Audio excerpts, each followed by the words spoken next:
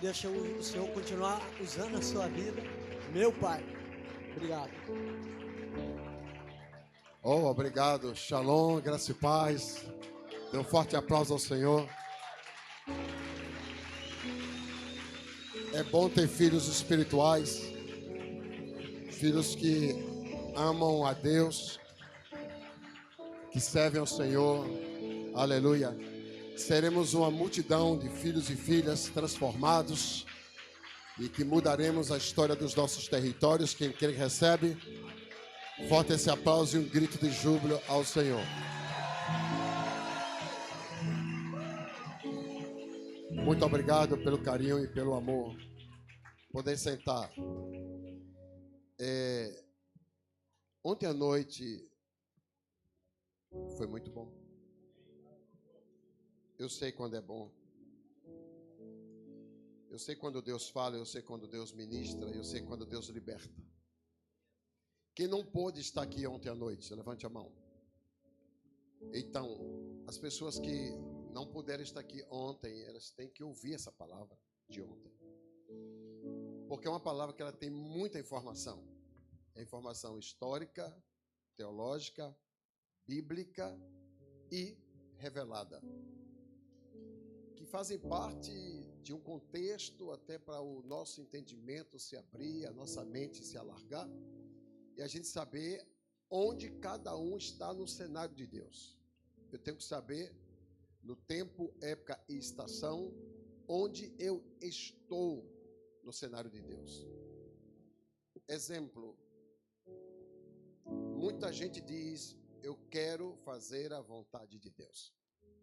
Mas muito mais do que fazer a vontade de Deus é estar no centro da vontade de Deus.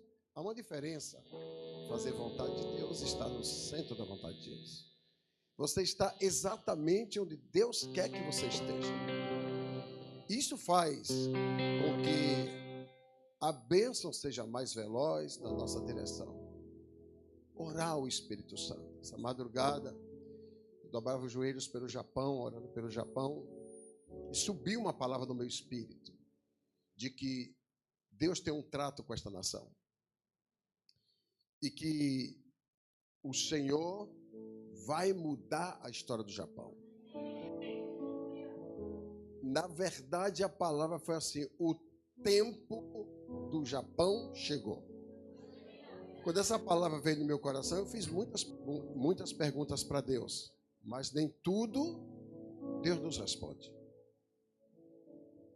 Porque os céus não são imediatos nas respostas para a gente, porque a gente vai sair do plano se a resposta vier imediato. Mas lembre que quando Daniel questionou a Deus, Deus disse, olha, desde a hora que você orou, estava tudo pronto. Desde a hora que você orou. Mas a bênção para chegar a você, a resposta para chegar a você, os principados seguraram a resposta. O principado da Pérsia, que é o Irã, é só entrar no Google. Pérsia e Irã são a mesma coisa. Esse som não está pegando direto. Não, o Irã deixa que resolve. Tu não vai sair daí hoje. Vai ficar sentado aí. Você tem equipe, fica aí, homem. Fica tranquilo. Take it easy, man. Esse que eu te digo. Sentado ficarás. E sentado te manterás. Sentado receberás. E a bênção virá sobre ti. Né? A gente que é líder fica inquieto, fica assim com... Chama-se síndrome das pernas irritáveis. Sim, é uma síndrome. A gente que é líder tem isso, fica o tempo todo. A gente quer se meter em tudo.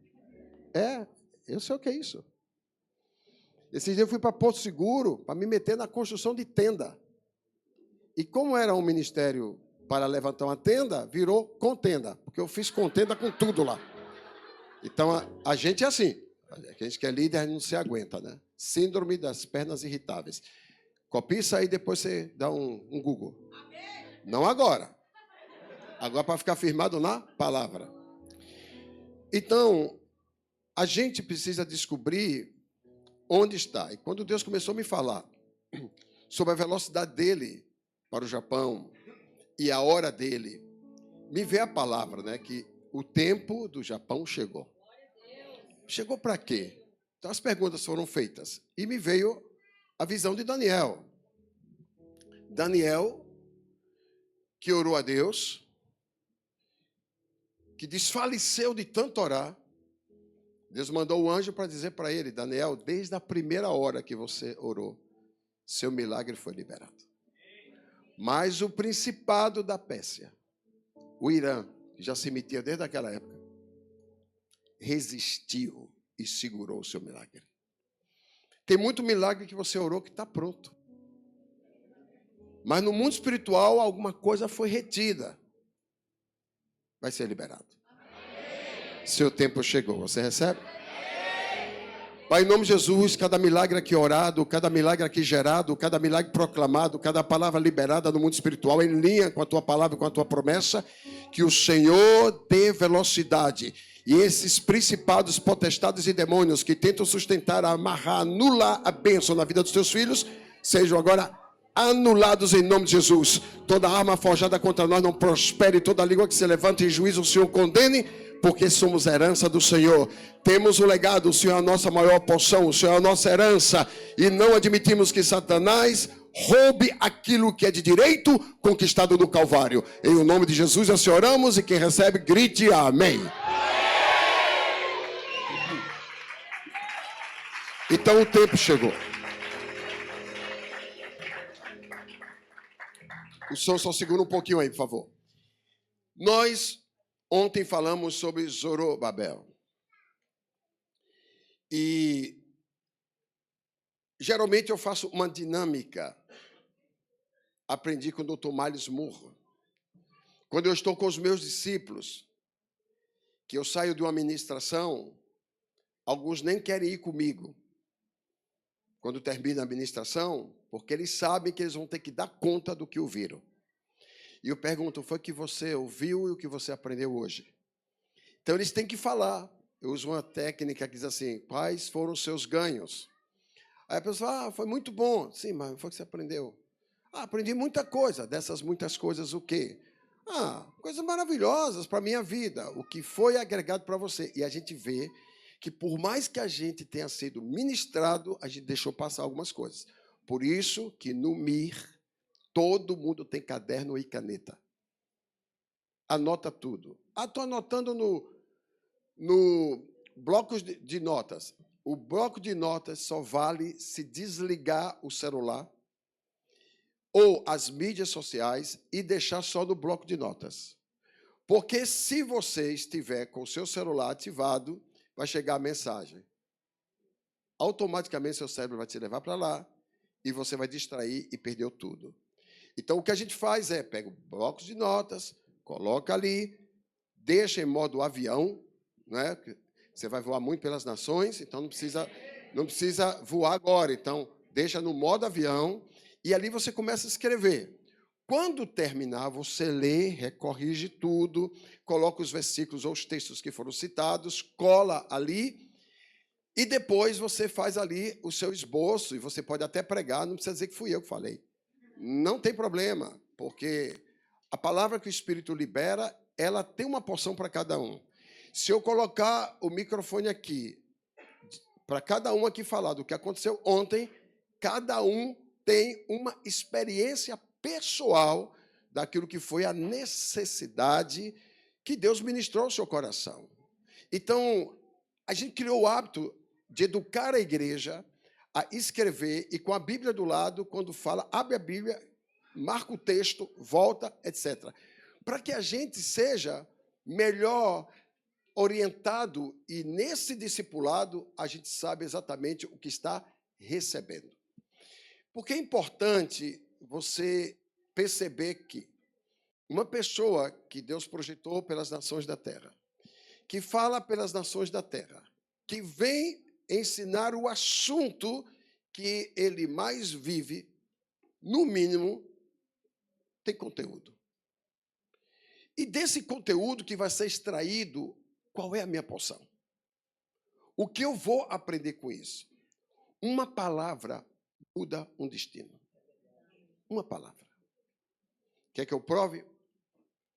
Se de manhã você acordar, a sua esposa estiver ao seu lado, ela falar bom dia, amor, e você dizer bom dia nada, a minha noite foi uma droga, foi pesadelo. Ela fala, mas você sabe que isso aí pode ser superado, foi um pesadelo. Pesadelo porque não foi você. Porque você, aí começa na cama, compromete o dia, compromete a semana, compromete o mês, compromete o ano.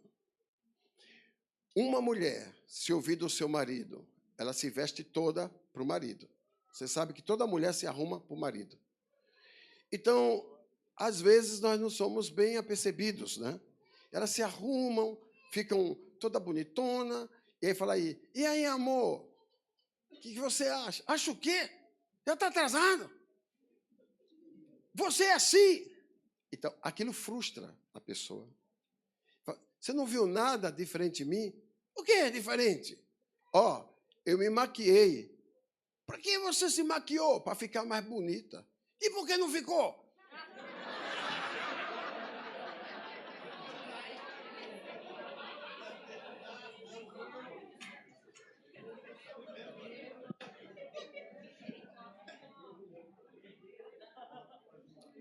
Pode ter certeza que coisas como essas e similares a essas matam o casamento. O filho vem correndo, fala, pai, queria falar com o senhor. Agora não. Depois. Agora não. Depois. Pai, agora não. Depois. Depois ele fala, filho, quero falar com você. Agora não. Você já perdeu seu filho. Eu aprendi uma dinâmica de sabedoria. Eu estou dando um gabinete. O gabinete está lá, a pessoa está até chorando. Meus filhos entravam e diziam, pai, eu digo, sim, filho. Sim, filha. É que a gente pode falar depois, porque aquele gabinete tem um momento, correto? É daquela pessoa, correto? Mas nada pode roubar o tempo do seu filho. Ele é mais importante do que qualquer outra coisa, porque ele é sua herança. E se ele entrou, dá acesso a ele. Não feche os seus braços para os seus filhos, porque os filhos dos seus discípulos não são seus filhos. Eles são espirituais, mas os biológicos, eles precisam ser consolidados por nós. Então, eu fui descobrindo essas coisas, e hoje os meus filhos sentam à mesa da minha casa, na maior liberdade, e eu estou fazendo a mesma coisa com os meus netos. A Bela descobriu isso e me manipula. Primeiro, porque ela é mulher. E segundo, porque ela aprendeu na inteligência de criança que vovô é bobo. E aí, ela faz chantagens comigo. E ela confronta até a Marita. Ela chega lá em casa e diz assim, cadê meu avô? Marita diz, primeiro, pensam, vovó. Me dá um abraço e me dá um beijo. Aí ela, pensa, vovó, cadê vovô? E aí é claro que Marita fica com ciúme. Porque as minhas netas, os meus netos, me amam mais do que os pais deles. Quem disse isso? Eu. Pronto. Renê 3,16. Está escrito. Ela faz questão de ir lá para casa. Quando ele morava nos Estados Unidos, ela chorava. Eu quero ir morar em Manaus. Quando foi agora, eu estava descendo a escada, ela me viu, ficou paralisada. Ela disse, por que você não mora na sua Manaus? Eu vim morar na sua Manaus para te ver e você nunca está aqui. Fez 4 anos.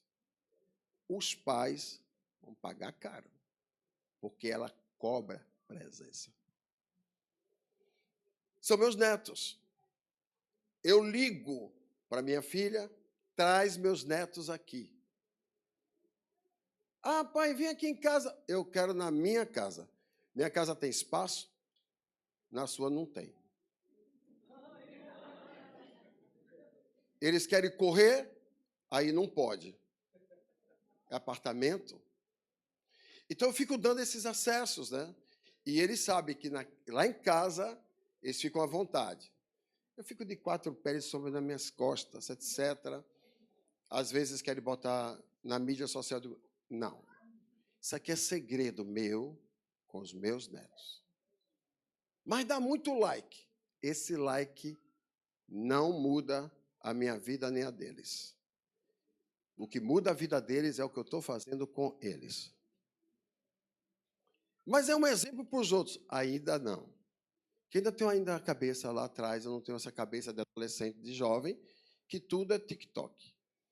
Mas é importante esse relacionamento. Então, hoje, a gente precisa saber, dentro do conselho de discipulado, o discipulado é importante, mas o meu relacionamento em família é fundamental. A família é a minha célula principal. Eu posso ganhar o mundo todo. Se eu perder a minha família, eu não ganhei nada. Mas eu posso perder o mundo todo, mas se eu ganhar a minha família, eu ganhei tudo. Porque a partir da minha família, tudo muda. Sim ou não? Um dia, você vai viver a profecia do que aconteceu aqui, ontem à noite. Os pais, mentores e sonhadores. Os filhos, profetas. E os jovens com visão. Eu quero morar nessa casa. Quem quer morar numa casa assim? Essa vai ser a sua casa. Você recebe? Quando termina a ministração, eu sento à mesa, e às vezes fica uma mesa grande. Hoje de manhã eu ia fazer isso, mas estava todo mundo tão em comunhão ali, batendo papo lá na mesa. Eu falei, não vou nem interromper, que isso aqui vai virar Pentecoste. Só uma pergunta. O que você recebeu de Deus ontem? Era só isso que eu ia perguntar. E cada um ia falar. Tem gente que ia dizer, meu Deus. Tem gente que abriu o caderno. Tem gente que abriu o coração. Tem gente que abriu o caderno, o coração e a mente. Tem gente que abriu a vida. Ia ter cura interior, ia ter libertação. Porque, assim, uma pergunta. Eu tenho um livro que ele é muito forte, é o livro mais vendido hoje para o secular, que o Paulo Vieira fez o prefácio. Se eu soubesse que esse livro ia ter aquele impacto, eu ia pedir o Pablo Marçal para fazer o prefácio. Quando ele lesse o livro assim, eu já falei tudo isso, você está copiando a minha fala. Então, na verdade, o livro é virado do Paulo Marçal e não meu, né? Porém, uma coisa que esse livro tem, que é forte, é o tema, o poder de uma conversa. Poder de uma conversa. Uma conversa muda uma história.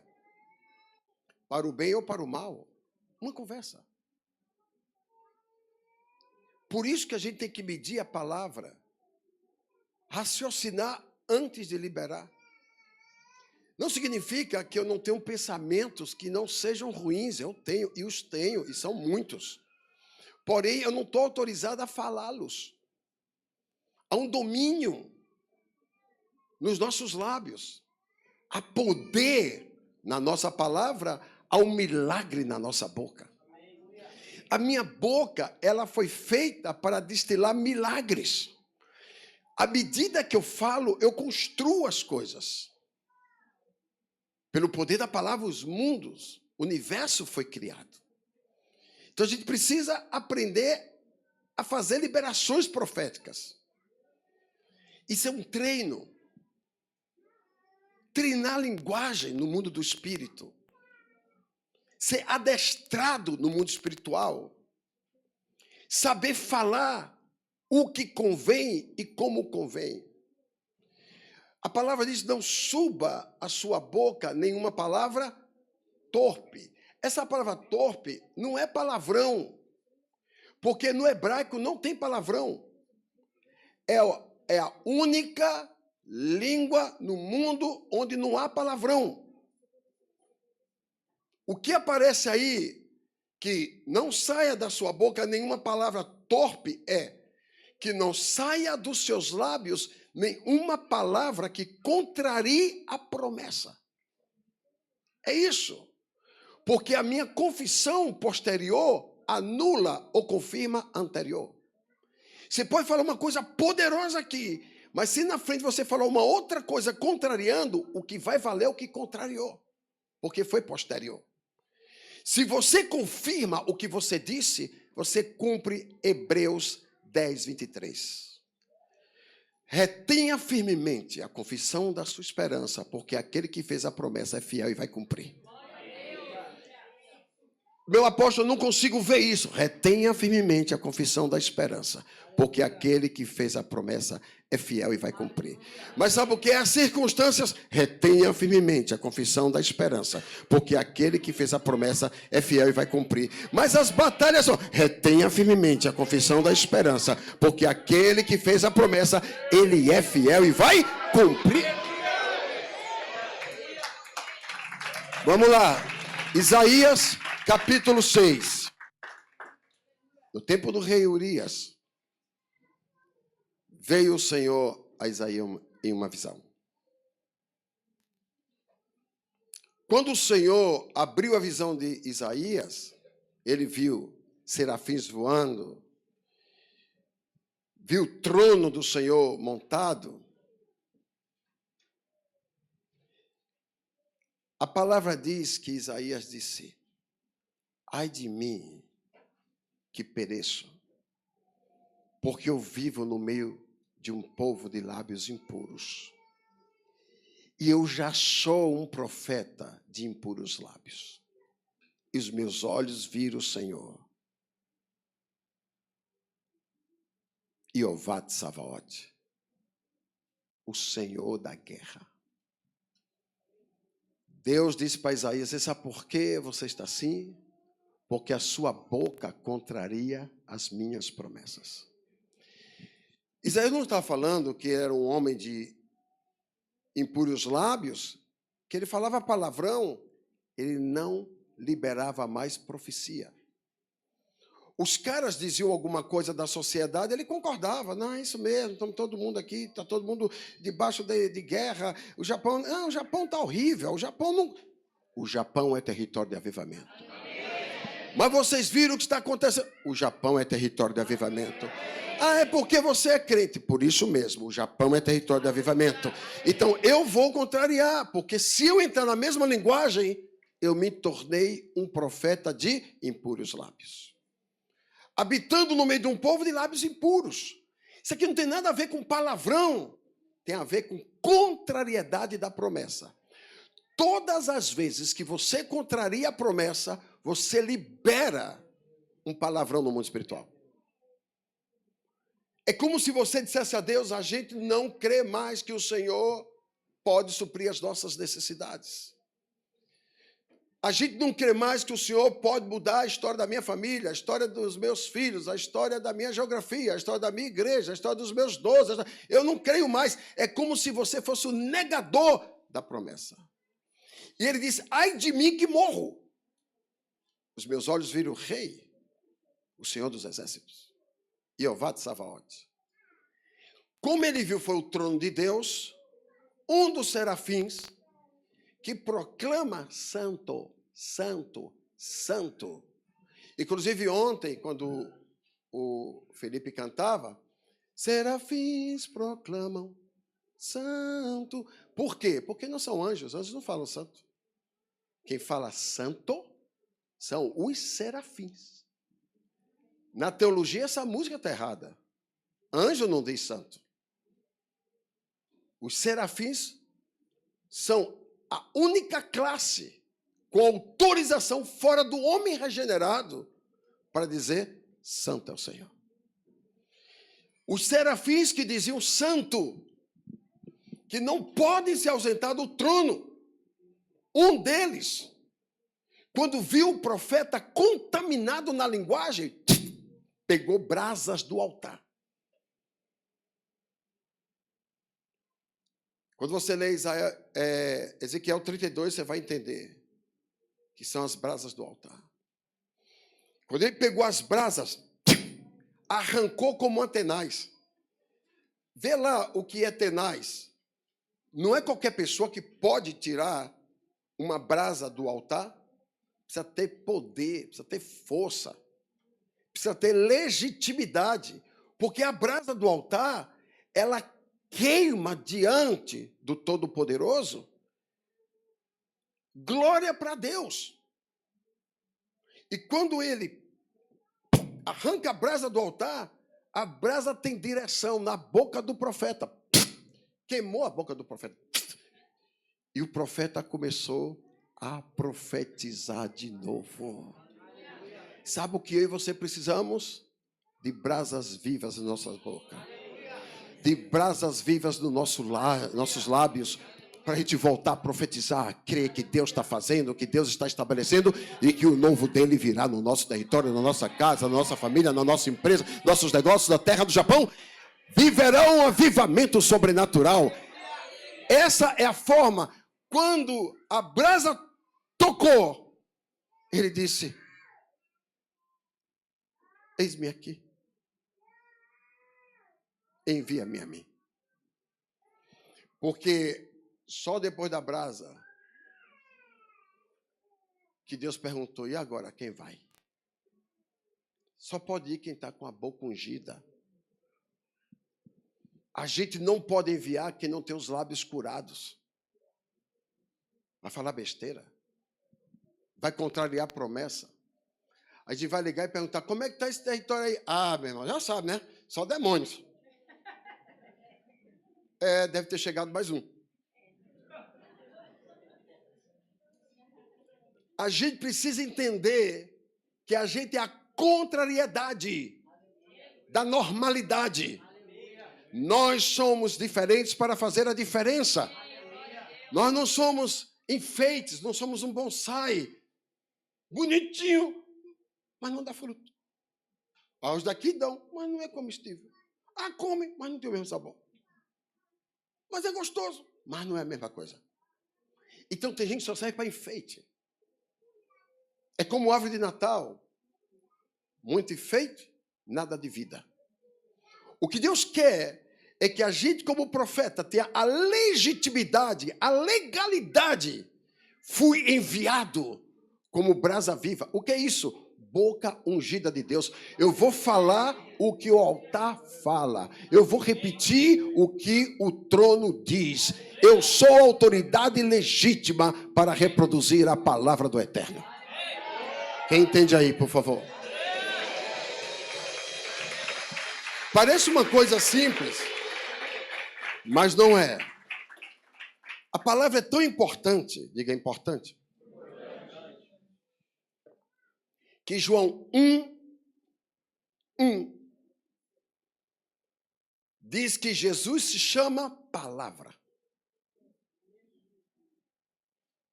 Qual é o nome de Jesus? Palavra. Verbo. O verbo vivo. O verbo vivo. Tudo que Jesus falava era o verbo vivo. No princípio era o verbo, a palavra. O verbo estava com Deus, a palavra. E a palavra era Deus, a palavra. Ele estava no princípio com.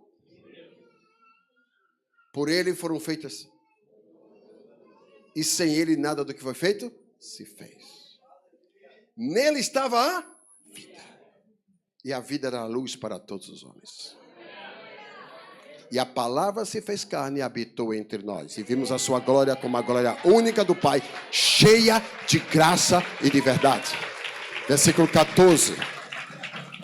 Então, a palavra, ela traz a graça e ela traz a verdade. Uma palavra cheia de graça e de verdade. Onde Jesus chegava porque ele era um sucesso. A palavra. O sermão da montanha, Mateus 5. Começa no 5, versículo 1. Vai o capítulo 6. Vai o capítulo 7. Versículos 28 e 29. E todos ficaram escandalizados com a sua palavra, porque as falava como que tendo autoridade, e não como os escribas. Então eu posso escrever muita coisa que eu não vivo. Jesus era a palavra viva, Jesus era a palavra escrita, Jesus era o pergaminho de Deus. Por isso que Paulo diz: vós sois cartas vivas, aonde você for, você é a mensagem de Deus no seu território. Você é vivo, você é o pergaminho de Deus. Você é a palavra que todos vão ler. Abacuque 2, de 1 a 4. O que ele diz? Que nós somos um outdoor, que até quem passa correndo vai ler qual é a mensagem. Então nós somos uma mensagem. Você é uma mensagem. A sua vida é uma mensagem, porque você está sendo construído pela palavra. Palavra tem poder. Ora, se palavra tem poder para mim em receber, ela tem poder para mim para liberar. Então, o que eu libero acontece. Se você não quer que algumas coisas não aconteçam na sua vida, não verbalize. E se você quer que algumas coisas aconteçam na sua vida, não deixe de falar. Fale e não te cales. Em 2 Coríntios, capítulo 4, Paulo ensina a igreja. Ele diz assim, versículo 4, 2 Coríntios 4, 4. Ele fala sobre o evangelho, a notícia, a palavra que revela a glória de Deus. Ele chega a dizer que é o evangelho da glória. Mas ele fala assim, nos quais o Deus desse século cegou o entendimento dos incrédulos, para que não lhes resplandeça a luz do evangelho da glória de Cristo. Então, o que é que o diabo faz? Segura seu entendimento para você ficar incredulizado, vê, mas não enxerga. Eu tenho um povo que vê, mas não enxerga, tem ouvidos, mas não ouve. Então, é possível que tenham pessoas aqui que veem, mas não enxergam, que têm ouvidos, mas não ouvem. Já viu aquela coisa assim, mas você não está ouvindo o que eu estou falando? A palavra ouvir em hebraico é obediência. O ouvir e obedecer são as mesmas coisas. Se me ouvirdes e credes, comereis do melhor desta terra. Se me ouvirdes e me obedecerdes, comereis do melhor dessa terra. Acho que é Isaías 1,19, não é? Bota isso aí para ver se é. Isaías 1,19. Se você quer e você me obedecer, você vai comer do melhor dessa terra. Ai, que lindo! Ai, me emocionei. Aleluia. Mas tem o versículo 20. O que é que diz o 20? Bote lá, meu filho. Porém, contudo, entretanto, se recusardes e fordes maldosos e rebeldes, sereis todos devorados à espada, porque a boca do Senhor assim o diz. Por que ele só conta o 19? E por que não fala o 20, que quem anula a promessa é tragado pela espada? E o que é espada para a gente? Palavra. A própria palavra lhe desconstrói. Porque a minha palavra, ou ela é de fé, ou ela é uma palavra de incredulidade. Então vamos para Romanos capítulo 8, versículo 10. O que é que ele fala sobre palavra? Ele vai diagnosticar para mim e para você o poder da palavra. Porém, se Cristo está entre vós, o corpo está morto. Não, acho que é 10, 8. Romanos 10, 8. Ok, acertei. Mas o que ele diz? A palavra está bem próximo de ti, na tua boca. Onde é que está a palavra? Onde é que está a palavra? Vamos lá. Está na tua boca e no teu coração. Ou seja, a palavra da fé que nós pregamos. eu tenho a obrigação de liberar a palavra de fé. Fé é aquilo que eu não estou vendo, mas estou falando. Você vai ter uma igreja com 1.000, com 2.000 pessoas. Você vai ter célula, você vai ter 12. Você vai ter todo final de semana um encontro com Deus. Cada encontro com Deus com 100 pessoas. Um encontro com 100 mulheres, um encontro com 100 homens. O que é isso? É poder de palavra. Quem utiliza a palavra da fé é sócio do êxito.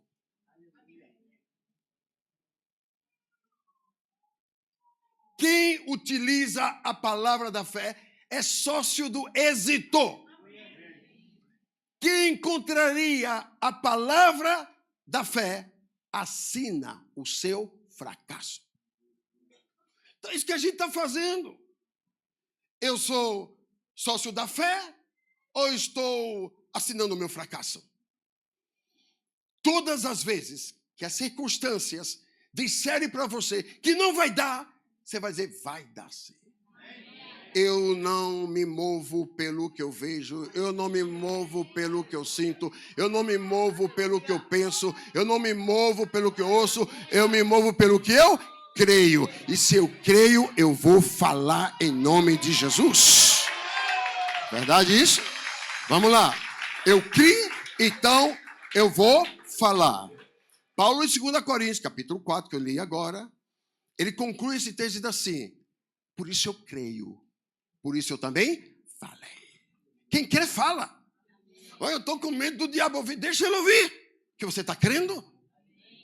Libere o mundo espiritual. Os céus são confeccionados das palavras que saem da minha boca. Cria uma nuvem de avivamento. Onde está Bruna? Onde está Bruna? Bruna,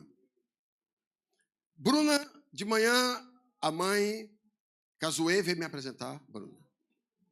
Essa aqui é minha filha Bruna, cheia de alegria, né? Minha filha Bruna. Falei, o que significa Bruna? Ela disse, Bruna significa negro. Eu falei, onde está isso? No Google. Bruna é negro, né? É escuro. Eu digo, tá lá. Negro, escuro ou moreno. Porém, a palavra Bruno ou Bruna significa a nuvem que vem carregada de nova chuva. Ela já é uma outra pessoa, ela já saiu vai chover hoje, vai chover, vai chover, vai chover. Então eu quero dizer para você que o poder da palavra cria uma atmosfera no mundo espiritual e começa a vir a chuva serôdia e a temporã sobre a nossa vida. Eu criei, por isso eu falei. Quem quer fala. Medo de quê? De diabo? O diabo conhece Bíblia. Então, e por que você não conhece? Até o diabo conhece. E você não conhece a palavra do seu pai? Por quê? Se a palavra do seu pai está na boca de um mentiroso, por que não está na boca de um homem de verdade? De uma mulher de verdade. Então, essa falta de destreza sua, de não conhecer a palavra, te faz um destruído. Eu vou fazer uma pergunta aqui. Quem acertar vai ganhar uma passagem. Nem que seja daqui para Tóquio. Eu dou. Vamos lá. O diabo, em Mateus capítulo 4, o diabo chegou para Jesus e diz assim o texto. Depois, segura esse texto aqui, tá, querido? Que eu não terminei dele, não. O diabo disse assim. A palavra começa... Jesus, após jejuar 40 dias e 40 noites, sem comer e sem beber, teve fome. Só isso. Quando ele teve fome, o inimigo veio e disse, você é Jesus? Manda que estas pedras se transformem em pães. Jesus era o pão da vida. Jesus era pedra. O diabo estava sugerindo que ele mesmo se autodestruísse. É um pronome de tratamento da pessoa para quem se fala. Mande que esta pedra se transforme num pão. Jesus disse, está escrito. Nem só de pão vive o homem, mas de toda palavra, de toda palavra, de toda palavra, de toda que sai da boca do Senhor. Ele falou, se aqui está escrito, também está escrito. Onde é que está escrito? Toda palavra sai da boca do Senhor. Deuteronômio 8:3. Está escrito. Que ele iria sofrer, ele iria padecer no meio dos seus adversários, que ele iria passar por humilhação, mas a palavra iria prevalecer. Porque a palavra sairia da boca de Deus. Quando você fala, você é autorização.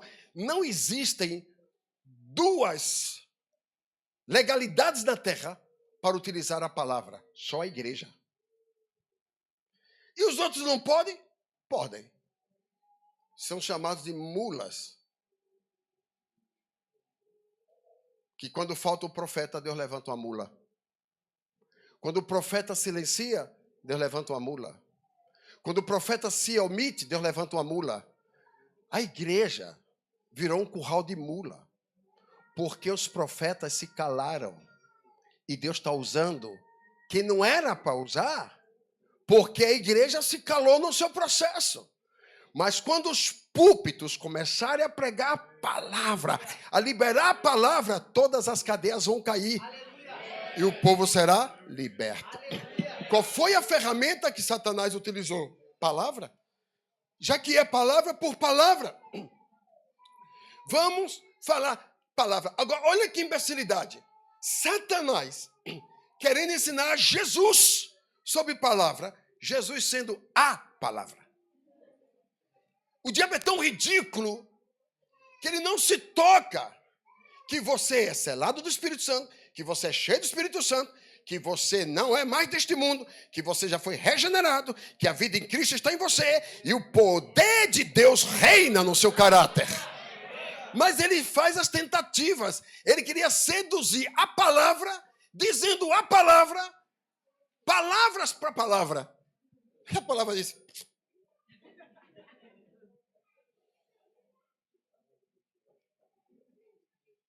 Então não se iluda.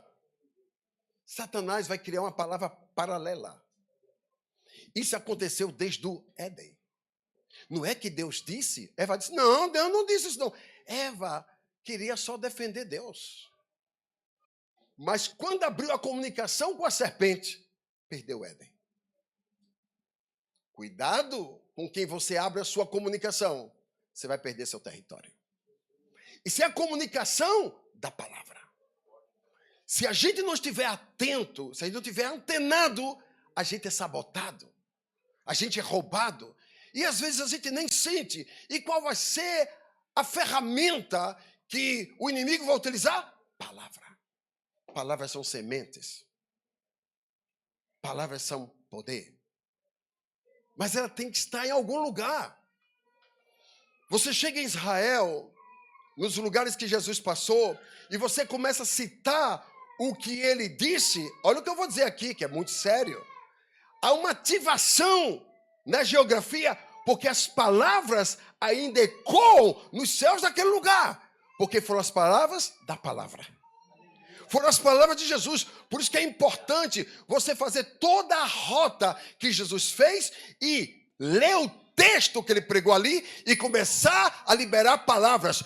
Todos saem cheios da palavra e a palavra nos liberta. A palavra nos cura. A palavra nos sara. Agora, que coisa tremenda. A palavra nos salva. Diga salva. Então vamos lá. Mas o que diz? A palavra está bem próximo de ti, na tua boca e no teu coração. Ou seja, a palavra da fé que estamos pregando. Nós precisamos utilizar a palavra da fé. Somos profetas. Somos sacerdotes. Somos reis. Agora, o versículo posterior, depois, ele diz assim. Passa aí, meu filho. O 9. 10:9 de Romanos. O próximo versículo. Olha só, você lê comigo. Se com tua boca confessares que Jesus é Senhor e creres em teu coração que Deus o ressuscitou dentre os mortos, serás salvo. Confessar a palavra. Nos cultos a gente manda as pessoas levantar as mãos, mas elas têm que confessar. Esse entendimento está comigo há mais de 30 anos. Todo mundo que vem para aceitar Jesus, eu mando repetir. Diga que Jesus é o Senhor da sua vida. Eu faço oração e eles repetem. Jesus, tu és o meu Senhor, tu estás no meu coração, a minha vida agora é tua, eu te entrego, eu renuncio o meu passado, eu renuncio o meu pecado, eu renuncio às mentiras de Satanás. E aí eu começo a profetizar, eles começam a falar. Então, isso aqui é importante. As pessoas não sabem falar ainda, então é bom que repita a palavra profética que sai da boca da autoridade. Exemplo, seu filho não sabe falar, você fala papai. Ele, papai. Fala mamãe. A palavra glossas, em grego, significa falar profeticamente, que é a palavra telo. A palavra telo, para falar, telos, significa eu esboço até falar. Quando a gente nasce de novo, a gente não tem o conteúdo da mente de Cristo, correto? Daqui a pouco a palavra vai entrando, até se cumprir. 1 Coríntios 2,16. Eu tenho a mente de Cristo. Ou seja, eu já raciocino por princípio. Eu já penso com valores. Eu sei discernir entre o bem e o mal. Entre céu e inferno. Entre luz e trevas. Entre o que é santo e o que é profano. Então, eu já consigo, porque a palavra entrou em mim. Então, ele diz, confesse a palavra e você será salvo. Segura aí. Salvo de quê? Pergunta a pessoa, salvo de quê? Pergunta a 3 pessoas. 3 pessoas. Salvo de quê, meu irmão?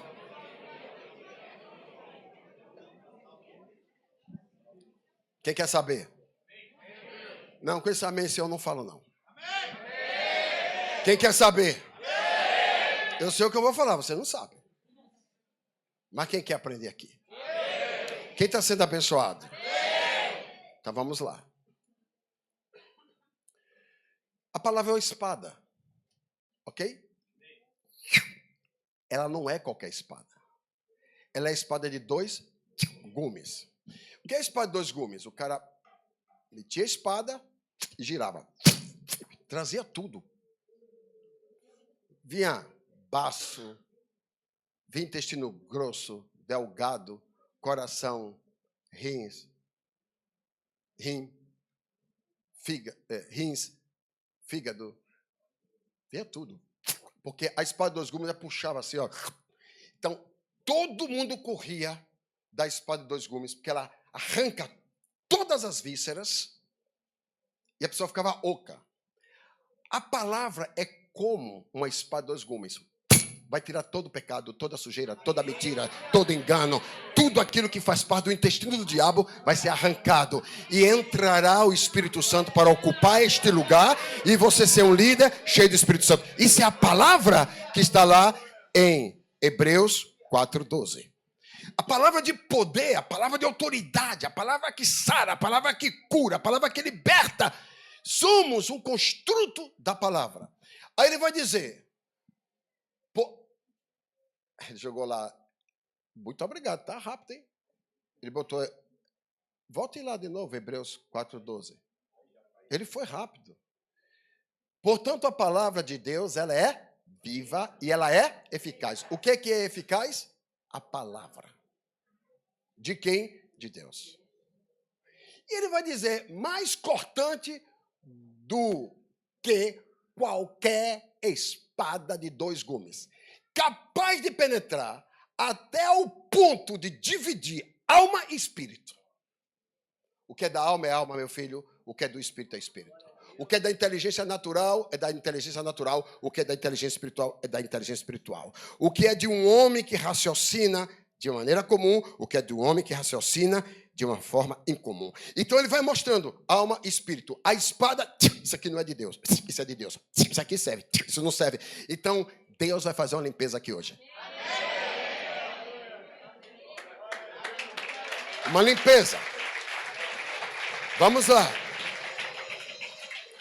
Aí ele vai dizer, a ponto de dividir alma e espírito, juntas e medulas, uma aula de anatomia aqui, e é sensível para perceber os pensamentos e intenções do coração. E isso aqui não é de Deus, não. Você já entrou no bem e falou, sangue de Jesus tem poder. Alguém falou uma coisa com você, meu Deus, sai Satanás, em nome de Jesus. Para isso, é o poder da palavra. Para te dar consciência. A consciência de quem você é. 2 Coríntios 5,17. Aquele que está em Cristo é outra pessoa. As coisas velhas passaram, tudo se fez novo.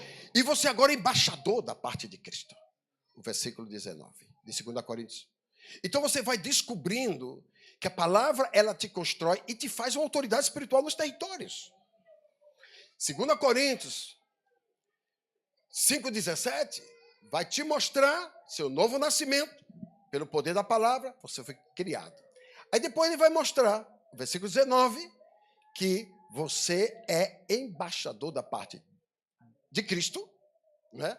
Pois Deus estava em Cristo, reconciliando consigo mesmo o mundo, não levando consigo mesmo o mundo, não levando em conta as transgressões dos seres humanos e nos encarregou da mensagem da reconciliação. Olha a missão aqui. Aí o 20 vai dizer, por quê?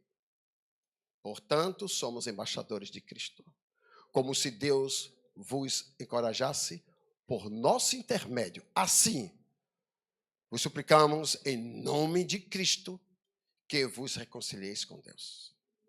Paulo está dizendo, se você conhece a palavra, você é territorial. O que é embaixador é aquele que representa o rei e a sua corte. Eu não me autorrepresento. Eu não me autogoverno. Jacó não pode chegar ali em Tóquio e falar em nome de William se ele não foi enviado. Assim, o discípulo de Jacó não pode ir em nenhum outro território e falar em nome de Jacó se não foi enviado. Ricardo, ninguém pode ir representando ele como discípulo dele se não foi autorizado. Autorizado. Cadeias de autoridade. O Eric, de igual modo. Então, todo mundo que está aqui, precisa desse entendimento de que eu não me autorrepresento. Eu represento o Senhor da palavra. Quando eu falo no território, eu tenho uma legalidade territorial. E essa legalidade territorial, ela vai me legitimar a ser exatamente o líder que eu preciso ser. Você não pode levar uma notícia em nome do reino. Vamos lá. O presidente, o atual presidente, o que está presidente lá no Brasil, eu não lembro quase nunca o nome dele, mas, inclusive, minha mãe diz que quando a gente vai falar uma besteira, bebe água.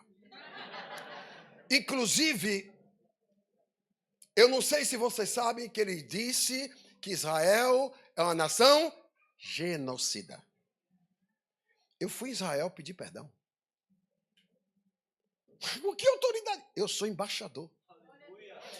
Eu não sou embaixador aqui do que está escrito, mas eu fui legitimado na Suíça, embaixador do Brasil, representando a Embaixada Cristã de Jerusalém, há mais de 20 anos. Então eu tenho uma legalidade. E eu respondi a Lula. Olha, falei o nome dele. Eu respondi àquele rapaz, cidadão, senhor, idoso. Eu respondi para ele. Fui no primeiro-ministro de Israel pedir perdão. Fui na embaixada. Por quê? Porque o ministro de Relações Exteriores disse que ele é uma pessoa não grata. Quando disse que ele não é pessoa grata, é Israel. Ele estava dizendo que os brasileiros não são mais bem-vindos. E eu fui lá dizer, existe um grupinho no Brasil que é contra Israel. Mas a nação brasileira ama Israel.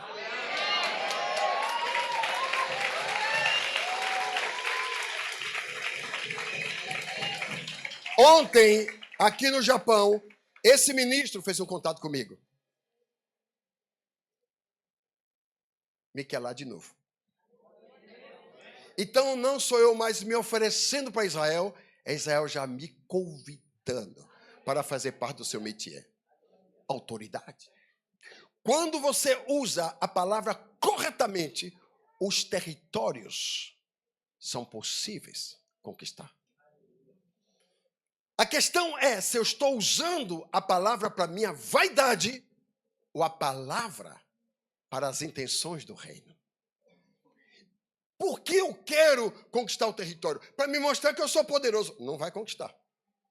Isso é síndrome de Alexandre o Grande e fracasso daqueles que são chamados espírito de Napoleão.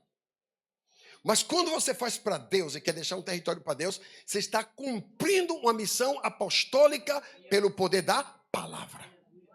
E eu quero dizer aqui nesta hora que o tempo do Japão chegou. E que os territórios serão ampliados no nível sobrenatural, porque o que queremos fazer é estender a tenda, é cumprir o que está escrito no livro de Isaías 54, de 1 a 4. Estenda o lugar da tua tenda, não impeça a sua habitação, alonga bem as tuas cordas, firma bem as tuas estacas e cresça para a direita, cresça para a esquerda, vai desenvolvendo, vai desenvolvendo. Ninguém vai parar o avivamento no Japão. Isso é palavra liberada, você recebe? Palavra viva. A própria palavra veio para isso. O verbo vivo veio para isso. O verbo habitou entre nós para isso. E agora o verbo habita dentro de nós. Nós somos o conteúdo dele. Nós somos a assinatura dele. Essa palavra em hebraico é Hafnagá. Hafnagá. Significa ele assinou. Está lá em Apocalipse 21, 3. Ele disse assim, é um novo começo para a tua vida. Todas as vezes que você vê Jesus falando, ele está assinando algo novo na sua direção. É um novo começo. É um novo começo. É um novo começo. É um novo começo. É um novo começo. É um novo começo. É um novo começo. É um novo começo. É um novo começo. Alguém recebe? Então celebre. É um novo começo. Diga aleluia. Diga a pessoa ao seu lado. Novo começo. Diga a 3 pessoas. Novo começo. Novo começo. Fala de novo. Novo começo.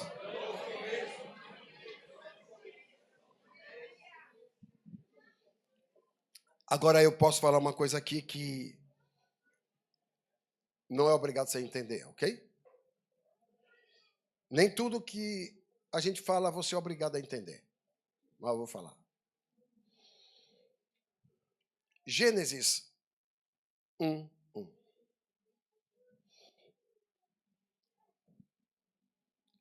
No princípio criou Deus os céus e a terra.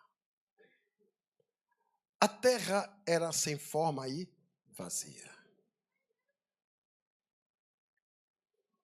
E o Espírito de Deus se movia sobre a face das águas.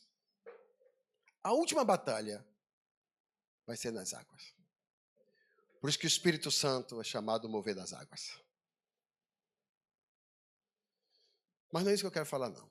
Vou falar mais complicado. Isso aí é água com açúcar. E o Espírito de Deus se movia sobre a face das águas. O movimento do Espírito. O Espírito se move. Igreja onde o Espírito não se move, tem o Espírito humano movendo a igreja. Tem congressos que eu vou, que eu levo 2 dias no congresso, derrubando as paredes, para poder entrar no Espírito. Todo mundo humanista, ouvindo internet, ouvindo esses calvinistas, que não ganham uma vida e tira a vida que está na igreja. No Amazonas se chama de leso. É muito leso. Tendo um pastor, um homem de Deus, cheio do Espírito Santo, vai ouvir os caras da internet. Contra dízimos, ofertas, primícias, crescimento, igreja grande, não ganha uma vida. Então não tem autoridade. Se eles tivessem um rebanho para mostrar que aquilo que ele está pregando funciona para ele, você deveria segui-lo. Mas se eles não têm resultado, também não tem autoridade. Só tem autoridade quem tem resultado. Então vamos lá. O Espírito de Deus se movia. Entre no movimento. Entre no movimento. Entre no mover. Entre no mover. O culto está pegando fogo, não fique indiferente. Entre no mover. Diga, Senhor, eu não estou sentindo nada. Mas eu quero estar neste mover. Você vai sentir. Porque a sua indiferença afasta o Espírito Santo. Ele é muito sensível. Mas a sua entrega atrai o Espírito Santo. Sempre aqui esse negócio de levantar a mão no culto. Levantar a mão no culto é entrega. Paulo diz que os homens santos vão levantar as mãos santas em todos os lugares para que os territórios se tornem santos. Levanta as mãos, levanta as mãos, levanta as mãos, levanta as mãos. Israel, até na cultura de hoje, ninguém canta uma canção de adoração sem levantar e sem se mover para frente, para trás. Você chega lá no muro, estão Shema Israel, Adonai Eloheinu, Adonai Echad, Baruch Kevo, Malucho, Leolam Vae. Ouça Israel, só o Senhor é Deus, não há outro além dele. Ele é o Senhor que governa toda a terra. E eles falam em movimento. Aí vai para os guias, por que eles se movem tanto para lá e para cá? Os guias falam, por que vocês não se movem quando vocês oram? Se mova, entre, ande, profetize, libere palavra, porque tudo está em movimento. Você está sentadinho aqui, a terra está em movimento, os céus estão em movimento, o trono está em movimento, tudo está em movimento, e o Espírito de Deus se movia, e quem tem o Espírito de Deus se move. Por isso que Jesus falou, eu vou colocar uma fonte em você, um rio de águas vivas, para se mover. O Espírito não se move onde as coisas morreram. Então ele colocou e ativou em nós rios de águas vivas. Em tabernáculo, choque foi. Vocês estão querendo uma água? Eu tenho um rio para vocês. Eu tenho um rio que jorra para vida. O que diz Isaías 12? Você será uma fonte de água, e quem beber dessa água beberá da fonte da salvação. Então a gente precisa entender que nós somos no cenário divino. Fica um bocado de gente com cara de... Você não é fruto de um acidente. Você é resposta de um propósito. Eu nasci... Você não nasceu por nascer. Você nasceu para realizar. Não é todo mundo que tem a bênção de ouvir isso. Isso é palavra viva. Então o Espírito de Deus se movia. E quando o Espírito se moveu, Deus viu que as coisas estavam em desordem. Diga desordem. E a palavra diz que a terra era um caos. E Deus olhou para o caos e disse, vou consertar isso tudo. Agora vê o perigo do que eu vou dizer, tá? Até aqui, tá jóia. Mas o que eu vou dizer agora vai dar confusão. Alguém me vê isso na internet e vai me dar um bocado de nome. Mas não tem problema não. Já cresci. Já sei discernir entre o bem e o mal. E quando o Espírito se moveu, a voz vem. Então, quando você está no mover do Espírito, Deus te dá a palavra. Quando você se move no Espírito, Deus te dá a revelação. Quando você se move no Espírito, Deus ativa a atmosfera e te mostra o caos. E diz, organiza o caos. Tira o caos do caos. E aí, quando Deus olhou, eu quero ver quem vai ficar na cadeira. Quando Deus olhou no movimento, o Espírito se movia, disse Deus, haja luz. É porque o texto diz assim, haja luz. E houve luz. O que foi que Deus disse? Essa palavra, e eu fugi de uma palavra. Eu falei que eu tinha uma coisa aqui dentro, que vocês não sabiam. Aí eu passei batido, ó. Que é o... Quando eu falei sobre o poder da palavra, lá de Romanos, que ele fala sobre duas coisas que vão te salvar. Essas duas coisas eu não falei. Mas vou ficar devendo para vocês. Ok. Aí o Senhor disse, haja luz. E houve luz. Então o texto é assim, e disse Deus, haja luz e houve luz. A gente lê assim. Ele diz assim, volte lá. E Deus disse, haja luz. Aqui tem esse ponto que leva tempo. Quem estuda hebraico sabe que cada vírgula, cada ponto sinalizam uma pausa que só a eternidade vai revelar. Quando ele falou, haja luz. Quem é a luz?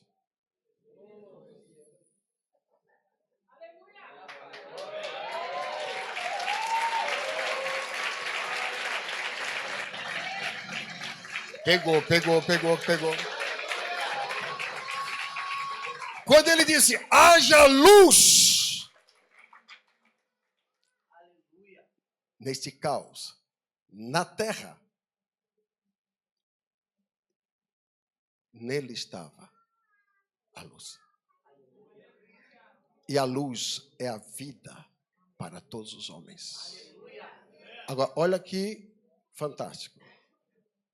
No princípio, criou Deus os céus e a terra. A terra era sem forma e vazia. No princípio, era o Verbo. O Verbo estava com Deus e o Verbo era Deus. Todas as coisas foram feitas por intermédio dele. E sem ele, nada do que está feito se fez. Nele estava a vida. E a vida era a luz para todos os homens. Vamos lá. A palavra luz, em grego, é fós ou brilho. A palavra luz vem de fósforo. Acendeu. Nunca mais você esquece. Fós. Tem nada a ver com Foz do Iguaçu. Acendeu. Trevas é escoltia. Já viu alguém tá? Isso é uma escota das trevas. Ou seja, alguém aprisionado pelo inimigo.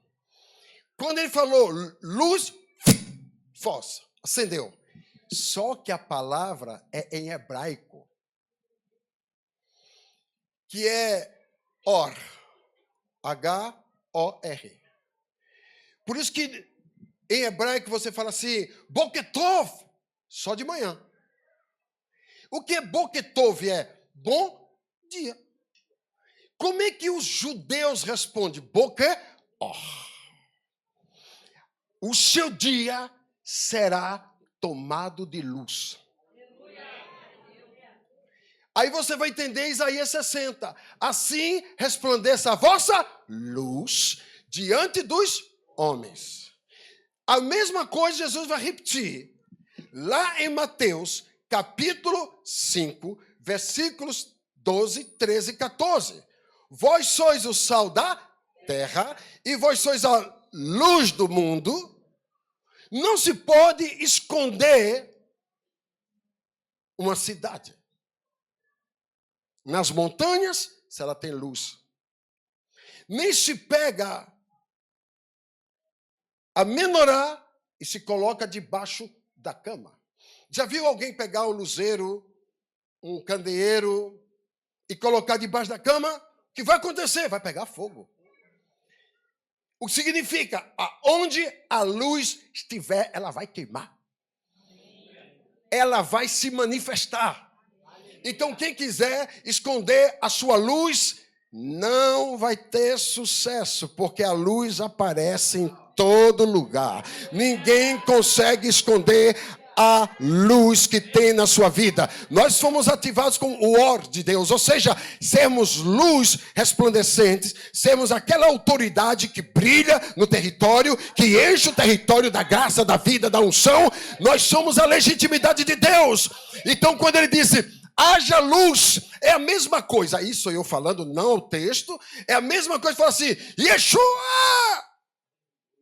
E Jesus chegou no território. Quando ele entrou, ele disse, pode organizar. E ele organizou tudo. Eu quero dizer que o território da sua alma estava um caos. Quando Jesus entrou, ele colocou tudo em ordem. Ele colocou em ordem a sua vida, da sua casa, da sua família, dos seus filhos, do que você tem, do que você é. Escute, ninguém ficará de fora. Ele vai organizar todo o caos pelo poder da palavra. Diga palavra. Diga palavra. Diga quando a palavra vem. Todo o caos é organizado. Levanta as duas mãos.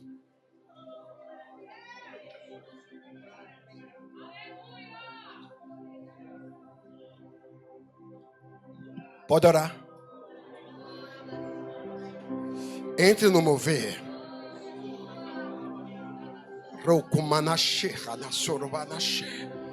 Não fique tímido não.